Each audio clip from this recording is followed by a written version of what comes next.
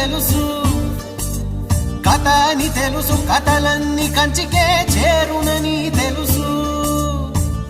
తెలుసు తెర తొలుగుతుందని, తెలుసు తెల్లారుతుందని, తెలుసు ఈ కట్టె పుట్టుకుమంటదని, తెలుసు ఈ మట్టి మట్టిలో కలిసిపోతదని.